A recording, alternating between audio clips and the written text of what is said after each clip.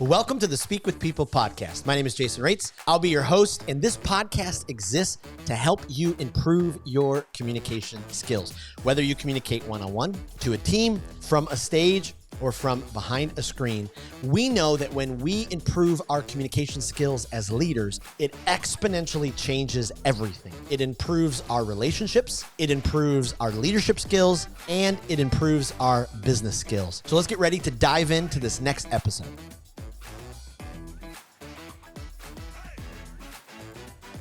Well, how can you transform your workplace environment, especially when you're not in charge? Are there any communication skills, any leadership skills that you need that maybe could quite possibly elevate your stock with your company or your leadership team or your executive? Are you the type of leader who avoids the he said, she said gossip? Do you typically get in the middle of it? Do you stay out of it? And then lastly, we're going to talk about some communication tips and ideas of how you can win with your coworkers, you can win with your boss and the people around you. Today, I just can't wait because we're going to give you some tangible tips to help you win in your workplace. And I'm beyond excited to interview a leader. I've been reading the materials and the books that she's written. I love what she offers in her company, and she's the CEO of Creative Energy Options. She's a Ph.D. She's an author of many books, including bestsellers. She's worked with so many companies to transform their workplace cultures. Before I tell you everything about her, I'll leave some for her. Sylvia, thank you so much for being on the Speak with People podcast. Oh, I'm delighted. And I love the direction you're going with this because we're all leaders on some level. And to grow as a leader is very powerful. So we're on the right path together. I love that. Well, hey, before I hop in and ask you a little bit more about your story, just because you kind of set me up, and I love this, I get so much pushback sometimes from some of our listeners, and they say, Jason, you don't understand. I'm just not a leader. And I'd love for you to just kind of speak to that, because I think you just sort of did expound on it, because you know everyone inside of them has some leadership. So I'd love to know your thoughts on that. Well, for me, the most interesting thing is if we think we're not a leader, we tend to hold back. Yep. If I had a nickel for everybody I've ever talked with or worked with, when I said, well, go tell your direct report, go tell your colleague, and they say, no, I'll end up in HR, to which I say, well, okay, then go tell HR. Yep. It's all there. And we do need to learn how to speak out. So I'm going to ask you a question, okay? Yes. Kind of think I have the answer, but if you're on a fence and you start having all these upsets coming at you through the day or through the week, which side would you fall on? Would you shout it out or would you stuff it down? Well, I guess, boy, that's good. I've probably done both over the years. But one, you have a tendency toward one or the other. Yeah, I definitely have learned over the years, the more that I, shove it down, the bigger of a deal it's going to be later. So try to deal with it as soon as possible. Well, I think we all have to look at that. Why is it that some of us, drama queen over here, who would shout it out, and it has benefits and negatives to it, and other people just stuff it down? And you know what you just said is really critically important. You pay for it later. But the thing is, if you shout it out, you pay for it later too. So the latest book, I'm just going to show you the title of it. It's let me see. Can you let me get this up perfectly? Yeah. Can you see it? Yep. Invisible stress. Yeah. It's not what you think. I'll do it one more time. Yep. This I wrote. Are you seeing it? Yes. Oh yeah, absolutely. Okay. I wrote that during COVID because, we're all sitting at home and it's a whole different mindset that we're dealing with. Every single person who called said stress, stress, stress, stress, stress, stress, stress. Yep. So I thought, okay, I've got to work on that. And one of the things is that you do, you, I, everybody, we have a tendency to either shout it out or stuff it down. Mm, Now, if you're a shout it outer like me, we're in freak outville. mm, So you can join me there. mm, If you're a stuff it downer, you're in zombieville. mm, Freak outville is very noisy, not necessarily right, but noisy. And zombieville is very quiet. mm. Either way, we pay at the end. And this Wow. is important for leaders. It's important for emerging leaders. It's important for teams. That's why I really want to kind of underline this here. And what in Invisible Stress, and in the other books too, but this one, is the newest for the moment, is we want to be in what I call the safe stress zone, Mm, which is the middle ground yep. where we practice safe stress. Very important to practice safe stress. And that, if I can give anything to those who are here with you, Jason, it's that if we find a way to find that balance point, and really quickly, I'm going to give you an exercise that people can take away immediately. Mm, Okay. So Sylvia's a shouted outer. I've been known as a drama queen, and it's kind of fun. There's a lot of adrenaline going. Doesn't get you anywhere. right. On the other hand, are the avoiders and the deniers, and they're stuffing it down and Yep. they're thinking it, but they won't say it. So, what happens if you're in that middle range, the safe stress zone, and you can speak out what you need to in an effective way? So, here's everybody can write this down or you can, you know, show it to them somehow, Yep. is you start the conversation when you're upset with somebody with when you. Now, people would say, but then you're pointing the finger at them. Mm, Let me finish. Because when you is a way of giving a descriptor to what's going on. I'm going to take a work situation that just mm, came up recently with a group that would be meeting weekly, and a few people would be very tardy and they'd come in late and they'd have to repeat what was going on. And it's very frustrating. So mm, the facilitator said to me, what do I do? I can't get them going. I said, use the when you process. When you come to the meeting late. All right. It's just a descriptor. You're not telling them they're good, bad, or wrong. You're just saying when you come to the meeting late. right. The second sentence is I feel. Okay. So we're going to go to emotional intelligence. I feel discounted. I feel ignored. I feel angry. Get a thesaurus and look up every emotion word that Mm, has to do with being annoyed. You know, the next sentence is, and then I. So you're not talking about them, you're letting them know what you do. And then I ignore you. Or mm, then I, leave you for last when we're talking. Or then I point at you and make you feel stupid. Okay. So it's when you show up late, I feel discounted, and then I oh, make a fool of you. mm, Sometimes. Now, the next two sentences are important. What I'm willing to do is, and this is all accountability on you, what I'm willing to do is find out why you're late all the time. Do the meetings have to start later? But we're going to have a conversation about it. mm. So, and what I'm not willing to do is keep pretending it's all fine and ignoring it. And then the Yes. last sentence is critical. And now I'd like to hear from you. And then you Wow. know what you have to do? You have to zip it. Ah, yes.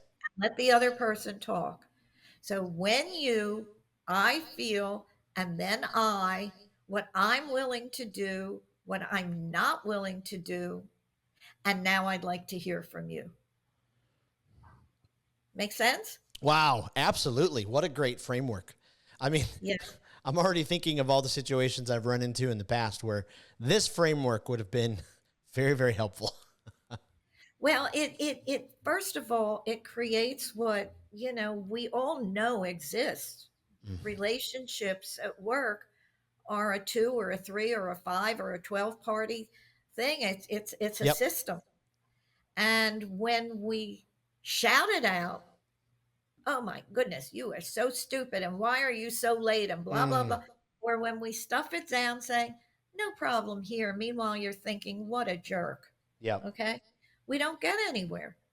So that's one of the gifts I want to give you, your readership, your listenership, um, to be able. And it's I will tell you, people have gotten raises, praise, and promotions. I mean, I can't guarantee it just from one 6 sentence thing, but Right. it really does begin to shift how you communicate. Absolutely. So keep asking. I'm here for more. Well, I love it. I love it. And we're going to put that in the show notes because Right. that framework is, you know, really, really helpful. As you have coached leaders, as you have coached companies, what do you think are some of the, you know, the common mistakes leaders are making when they're communicating in the workplace, whether it's, you know, to each other, whether it's communicating up or down? You know, what are some of the most common mistakes you see? Well, first of all, we're not thinking big enough, Mm, and we're not thinking about the system, mm, how things are connected. And I'm going to give you an example of this was in a sales organization. And I got a call from the leader saying they want me to work with you. He didn't particularly want to work with me, but they, HR and the senior VP said, you better call Sylvia. He had been reported to HR because of, interestingly, favoritism. mm, And people were furious with him. You know, he was always giving one or two people all the plum assignments mm. and introducing them to the right people. And the rest of the people were feeling like, what is the matter with this guy? And he wouldn't listen. So we started meeting. And what I'm going to say, you have to kind of walk tenderly through this, but it's important to understand it and figure out how to talk about it.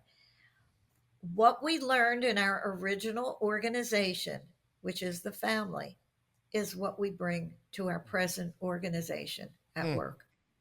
Now, I didn't make this up. Right. I just know how to read this situation. But I Right. want you to think about it this way: we have bosses like parents, we have colleagues like siblings, we get a salary, which is like an allowance. Mm. And we even have a timeout, which is, a performance improvement plan. Yeah. So there are the similarities there, and I'm not suggesting that people go in and start becoming quote therapists. I don't call myself a therapist Mm. anymore, although that's my background. Is really beginning to understand that these things have deep roots, and that if we ask the right questions, we can find a way. So here's what happened.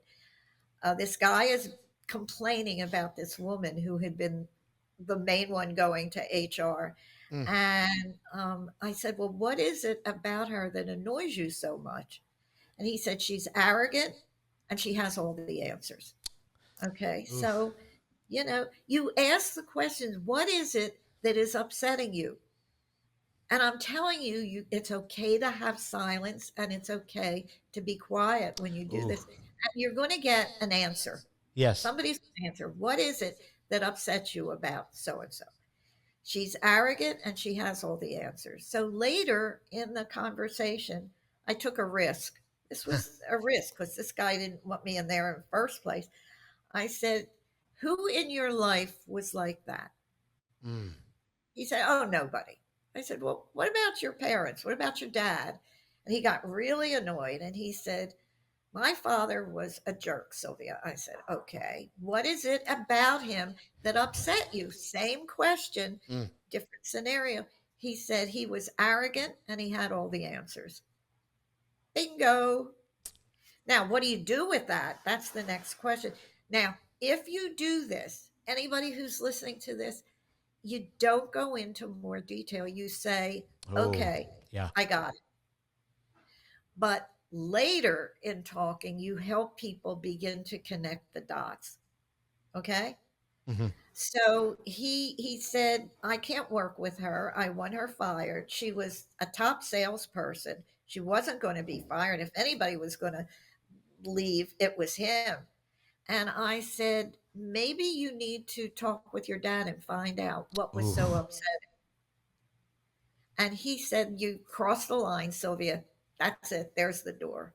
Oh. I said, you sure you really want me to go?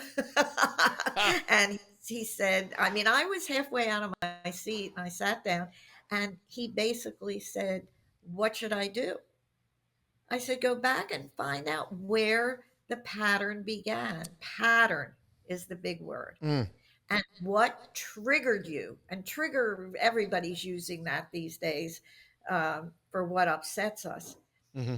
And he went back and he talked with his dad and he found out that his father, whatever, I don't want to go into the details of it because it doesn't matter, but he found out things about his father that he had never talked about before. And he told him, you know, when you talk down to me, Mm. I feel invisible. And then I shut down totally. And what Wow. I'm willing to do is discuss this. And what I'm not willing to do is ignore it. And now I'd like to hear from you. It works. It Wow. works everywhere. Wow. So I said, all right, now what do you want to do with it? You did it with your dad. And he said, let me do it with the gal he was talking about, the main HR gal. Mm-hmm. And they started to communicate. We have a program, it's called New Perspectives, that's meant to be for two people who are fighting in Mm. a business world. It's a couple of hours, 2 to 3 hours, but you begin to see that what you're upset about with somebody may be totally different than what they're showing you. It could Right. be the past. That's been probably Jason, my biggest helpful thing to do is to help people begin to connect those dots. Oh. Wow. And from that came the book, Don't Bring It to Work.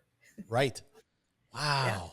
Wow. Absolutely. Because everyone knows the difference, right? Especially if you work with someone for a while and somebody walks into work. I mean, you can tell right away if they are bringing something to work or if they're not dealing with a situation and the tension just rises. One of the things that we do with our company is we train in interpersonal communication skills, and so much of our body language, we don't even have to say a word. People can just sense it throughout the office, how we sit down, how we shut the door, how we walk through the office, also and very important. Now, that's why I titled this last book, Invisible Stress. Mm. It's not what you think. So let me go through this very quickly because Yeah. stress it's high and our culture is really struggling with how to handle it. And we're not doing a good job. There are protests, there are guns, there's Mm. firing, people firing, not just guns firing. Right. But, so the first thing is there's what's called eustress. Mm. eustress, eustress, not you, but eustress. It's a funny word, but that's the word they use. And that's the good stress. It's like preparing for this program. I started getting a little tickle in my tummy. Will I do a good job or not? When Mm-hmm. you're going to be hired for a job, when you're on a first date, whatever it is. But that stress is good. It helps keep you standing up straight. You Mm. won't flop on the floor and just lie there. It gives you energy. The next, of course, is acute stress. And acute stress, we've all had it. It's you're driving the car and all of a sudden, boom, and you say, I know that tree wasn't there 2 seconds ago. Mm. But there you are with the car and the tree in a relationship you don't like. Yep. Okay. And what we do with acute stress is we forget to exhale. We inhale and we hold it. And this is everybody does this. And if you don't let it go, it will become chronic stress. Mm. So we've got eustress, acute stress, chronic stress, which is where the pharmaceutical companies and I'm not judging them. I'm saying sometimes we need what they have, Right. but sometimes we use that to mask the upset. Mm. Remember, those who shout it out need certain kinds of medications to quiet them. those who stuff it down need something to get the depression out of them. And then the fourth stress, the invisible stress, is what we're talking about. It's the stress of what we learned as kids, Mm. and we bring it into our adult lives and we bring it to work. Period. So, an example, and I'll use me since I mentioned I'm a drama queen. I'm not anymore. I'll tell you what happens is when you learn these patterns, you then can transform them. Mm. So first the pattern. So I grew up, I was the youngest of two kids, and I have an older brother who was king of the hill. So my older brother, became the doctor, my son the doctor, and everybody's so proud of him. Nice guy, I really like him. But the point is, if I wanted to be heard, I had to make a lot of noise. Mm. So I learned to have hissy fits, I learned to cry, I learned to pound my hands. That's internally in me. And Mm. there's a law, it's called Hebb's law, which is neurons that fire together wire together. Mm. What does that mean? You keep doing the same thing and repeating it. After a while, it's a habit. It's a pattern, you know. And it has good. I mean, you learn to play the piano, you keep playing the same thing, or you do your tennis swings, et cetera, et cetera. That's good. But when it comes to conflict, if you keep doing the same thing, so here's what happened one day. I was in a meeting, I was facilitating it, and it was getting a little out of hand. And I was Mm. really in my drama queen days. And I sort of pounded my hand on the desk and said, "This is ridiculous, blah, blah, blah, blah, blah." And somebody on the corner turned to somebody next to her and said, "Oh my God, she's so dramatic." Ooh. Ooh. So I thought to myself, what do they know? Right? Go through the day. I'm in a second meeting in the afternoon and a variation of the conflict. It is a different company, variation of upset. I knew not to pound my hand on the desk, but I put my hand up and I said, wait a minute, this isn't working. Wait a minute, blah, blah, blah, blah. As we walked out, somebody said, "Sylvia, could you tone the drama down a bit?" And I thought, what do they know? Twice. I get home, and that evening, my daughters were in college at the time. One of my daughters called to tell me something that happened, and I got really annoyed. I said, "Julie, that's so stupid, blah, blah, blah." She said, "Mom, when you start in with your drama, Mm. nobody can talk to you. And so we're going to hang up, and I'll talk to you tomorrow." Clink. And I sat there, and I was annoyed with her. I was annoyed with the situation, but I also thought 3 times in one day, I better pay attention. Ooh. Right. And that's how this whole idea of pattern development, pattern awareness Mm. came to being. Now, as I learned this and began to understand it, I thought, okay, so I have 13 patterns, and anybody who wants them at the end, they can email me and I'll send them. Mm. Or you can buy, don't bring it to work. It's, but I'll send you just the patterns. But I thought if that's all I do, it's a waste of my time. It's like, "Hi, my name is Sylvia and I'm a drama queen." Okay, so where do you go with it from there? Right. So I thought, okay, what would the opposite be? How do we transform this? And I thought, well, drama queens love adrenaline. They love to be the center of attention. What can you do that's similar? That you become a good storyteller. Mm. The difference is when you're telling this story, it has focus. It goes somewhere. It gives an answer. It's not just, look how noisy I can be. Yep. So the drama queen become or king, and there are plenty of drama kings. We know them, we see them on television all the time. They're there. We work with them.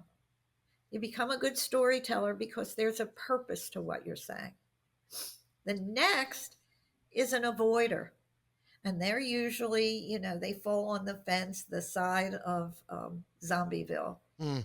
And what I've seen in meetings, it's so interesting. So, those of you who are paying attention to this, see which I'm not going to go through all 13. We don't have time for that. but which pattern has your name on it? Okay.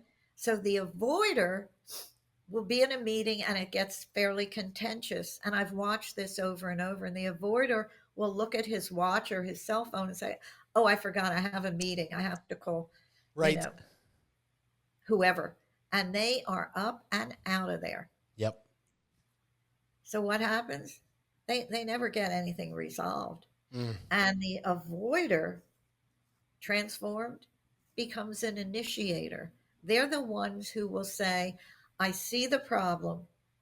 I'll speak the problem, and we're going to stay here and resolve the problem." Mm. You know, it's the flip of running away from it. And they usually get lots of uh, good things on their reports, and they get promotions all over the place. Once you change this, it's the same energy, only it has somewhere to go. Am I making any sense to you? Absolutely.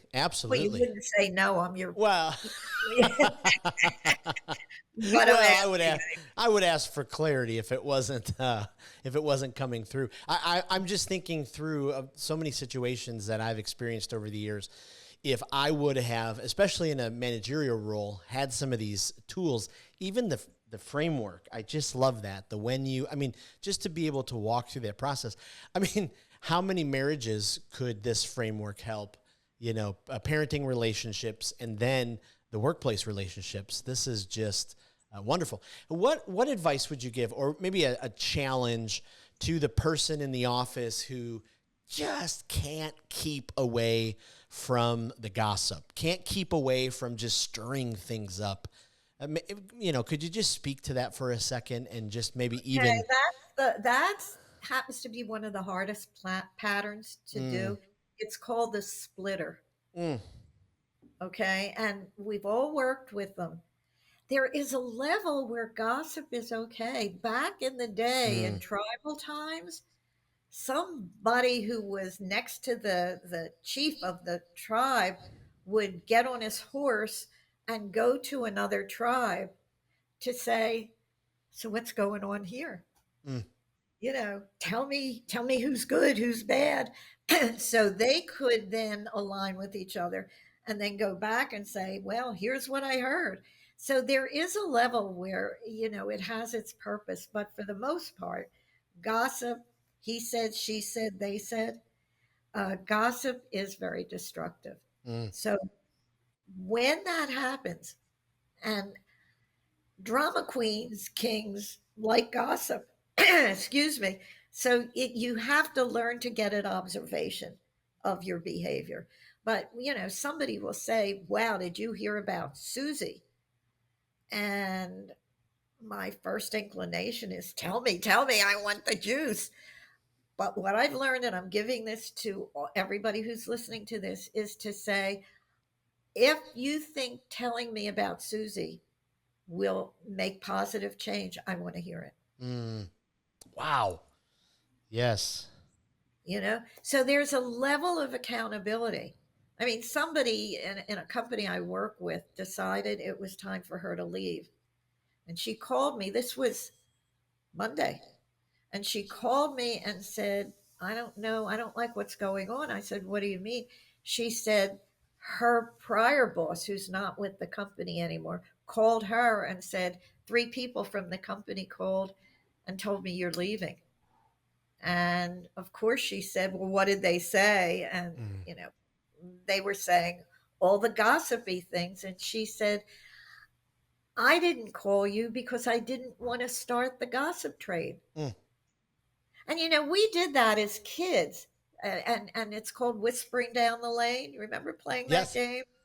It starts with, "Tomorrow will be sunny," and it ends with, "I hate everybody here, and I'm never going to Right. work here another day." I mean, Right. and it's you just watch it. So stopping the gossip is a sign of leadership, Mm, but it's a sign of saying, "If you want to tell me this, I'm going to listen." And if you say it's just between us, you can't tell anybody, you have to say that's not how it works. If you tell me, I have to decide if it's worth discussing with somebody else, including whatever the gossip's about or not, you're going to. So if you don't trust me with that, keep it to yourself. Yeah. You get a whole group of people saying, don't tell me. It was back with, was it John Lennon who said, what if we had a war and nobody came? You know, it's that, what if the gossip, nobody did more gossip? What would happen? Wow. The Absolutely. truth would start to come out more. And sometimes people can, I think, correct me if I'm wrong, but confuse questioning with gossip. If a decision's made and then, people are starting to question it or trying to get more answers, especially if they go to, the people who made the decisions. What I think I've found in some unhealthy organizations is that they will view, especially the people who made the decisions and now they're being questioned, instead of answering the questions, instead of being open, they say, why would you do that? You're spreading gossip. These questions don't need to be asked. Would They you were, agree with that, or do you think I'm off no, I there? think you're right. No, you're right. So here's another sentence. I mean, I've spent a lot of time listening and crafting sentences that kind of can go in at a different level. Mm, And that is, help me understand. right. Help me understand. It's not blaming. There may be Yep. some blame at some point, but help me understand why you this happened. Help me Yes. understand why you want to talk about this. Help me understand what you think can be of benefit here. It's Yeah. a powerful accountability Yeah. question. Absolutely. Next one. Wait, let me just say this because it Yeah. goes with it. Yeah. Is so you say, help me understand, and somebody says yada yada yada. The next thing you say, and I'm telling you, this is like gold in the bank, Mm, is you say, tell me more. mm, Tell me more. I don't understand this, but it sort of opens up something in the brain. I can't quite get it. All these years I've been doing this, but I know it works. Help me understand. People will say more, excuse me, more at a deeper level yep. with that, simply that 3 words, help me understand. Wow.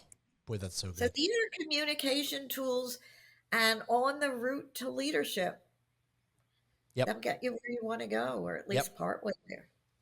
Absolutely. What give us some advice as we kind of round the conversation, especially how we can communicate in an effective and healthy way to our boss. Are there practices? Are there ways to communicate that can build us trust with our boss? That can build us trust with our team, so they don't look at us as the one trying to kiss our boss's rear end. What are some of those best communication practices that you've seen? Well, it's interesting because one of the things I believe is that telling the truth is a superpower. Mm. Now, I'll tell you a quick story. I was at an offsite and there were about 20 people in the room. And the boss of this group had been through several of our programs. She needed more, and I'll tell you that in a minute. And somebody said something, and she said, that is the dumbest thing I ever heard. Mm. And Mm. I went, oh my God. People were like sliding under the table. So I mean, they were just, oh my God, how fast can I get Right. out of here? And Right. he said, I'm sorry. And she said, and furthermore, you've made that kind of comment here and here and here, and it never works. Mm. And the room is frozen. Mm. So I did what any good facilitator does. I said, why don't we take a break? And I took her literally by her shirt and said, you come with me. And we went in the other room and I said, what are you doing? Right. And she said, well, Sylvia, you teach telling the truth is a key thing for leadership. And I finally got it. Telling the Mm. truth is not spilling your guts. Mm. It is a very disciplined art form. So I began to literally count words when I'd be in meetings and truth is being told. The words in the sentence are usually 7, 9 to 11 words. They're not run on sentences, and they're not finger pointing, they're not blaming. They're simply saying, "This is how I see this, and I would like you to know. Mm. And here is what I'd like you to see." Yep. Okay? So telling the truth is not spilling your guts. And it's very important. But back to telling the truth to somebody you report to, one of the truths I've seen over all the years I've done this is fear. Mm. Is if I tell you what I'm really thinking, I'm concerned you're going to, ignore me, dislike me, Yep. um, push me away, defend yourself. The other thing is people tend to defend, explain, and justify when they have a finger pointed. You don't want to point the finger. You want to say, this is difficult for me. Wow. Right. But then you Right. have to say it. This is difficult, but I care enough to tell the truth. Yeah. Yeah. And, Absolutely. and yeah, and if I saying it to my boss, if I go along too far, put your hand up and stop me. Mm. Oh, It's that's everything so is good. relational. Yeah. So I hope That's some of this is helping. well. I know it will help our listeners. I'm resonating with it so much already, even with some of the situations. And so, before I let you go, let me ask you some rapid fire questions. We're building this online communication skills, leadership skills library. So it's a spreadsheet. We've had over 100 guests on the podcast. We asked them all these questions. And so we've been compiling all of this great material. We talk a lot about speakers. Do you have a favorite speaker? Just somebody who, boy, you love to listen to. Doesn't matter how many times they just fill your I bucket. love Marshall Goldsmith. Mm. I don't know if you know him, but Oh yeah. he is one of the most genuine people that I've ever met. Mm. And he's worked with some really big companies way at the top, but he's very humble, and he's very smart, and he's kind. Mm. So, and that to me is where things go: humble, smart, and kind. Mm. What a combination. So good. Is there a podcast or YouTube channel that you love, either from a guilty pleasure end or leadership communication skills development that just continues helping you grow? I'll say yours because how about that? Well, thank you. So you get the point for that. Yeah. And is there a book that you recommend every leader should read? I mean, this is, if there's, if you have a choice of all these books, this book you should read as a leader.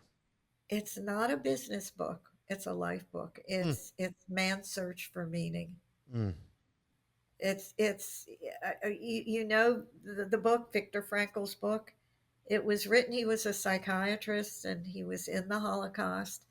And Mm. it's not about the Holocaust per se. It's about how we perceive what matters in life. Mm. It's been a change agent for so many people. In fact, we used to do a program called In Search of Meaning in honor Mm. of that, when we were doing more personal work, and then we moved into the business world. Oh, Yeah. that's so good. Where can we send people? We'll put it in the show notes or put it in the community Facebook group. Best website, best way to get, find out more about you online. Yeah. The website is www.ceoptions.com. It's creative energy options. And if we have 2 seconds, I'll just tell you, Yes. when we were developing the program, I'm a therapist by background, a family therapist. And I was working with my husband, and we were naming this new company. And we got creative energy because, it's so exciting Mm. to take energy and move it around. And it didn't feel like enough. So we got options. which is CEO for short, never thinking I would be working in the business world. Uh, And it turned into that, which yes. is my new book coming out called Glimmers to Greatness. Oh, And wow. it's about these glimmers that we have. That was one of them, because I Mm, didn't want to work in the business world.